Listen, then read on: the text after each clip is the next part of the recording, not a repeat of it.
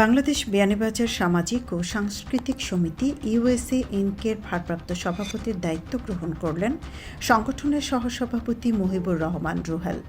সমিতির সভাপতি মোহাম্মদ আব্দুল মান্নান ব্যক্তিগত সফরে বাংলাদেশে যাওয়ায় সংগঠনের গঠনতন্ত্র অনুযায়ী গত 17 সেপ্টেম্বর 2024 থেকে তিনি এই দায়িত্ব গ্রহণ করেন। সভাপতি পুনরায় দায়িত্ব গ্রহণ না করার আগ পর্যন্ত তিনি ভারপ্রাপ্ত সভাপতি হিসেবে এই দায়িত্ব পালন করবেন। লিবিয়ায় চুলার গ্যাস সিলিন্ডার বিস্ফোরণে দগ্ধ হয়ে বিয়ানীবাজার পৌর শহরের মাইক্রোবাস চালকের মৃত্যুর খবর পাওয়া যায়। জানা যায়, বিগত 2020 ইংরেজি সনের দিকে স্বপ্নের ইউরোপ যাওয়ার উদ্দেশ্যে পাড়ি জমায় লিবিয়ায় বিয়ানীবাজার উপজেলার আলীনগর ইউনিয়নের রায়খাইল গ্রামের মরহুম হাফিজ ফরিদউদ্দিন চৌধুরীর ছেলে এমলাক আহমদ চৌধুরী।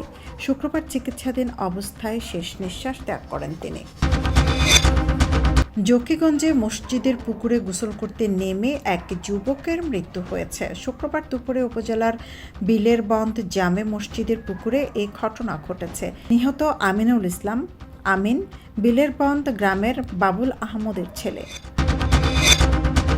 সাংবাদিক, লেখক ও সমাজসেবী অজামিল চন্দ্র নাথের স্মরণ সভায় বক্তারা বলেছেন, সাংবাদিক অজামিল গোলাপগঞ্জ উপজেলার সাংবাদিকতায় গুরুত্বপূর্ণ অবদান রেখে গেছেন।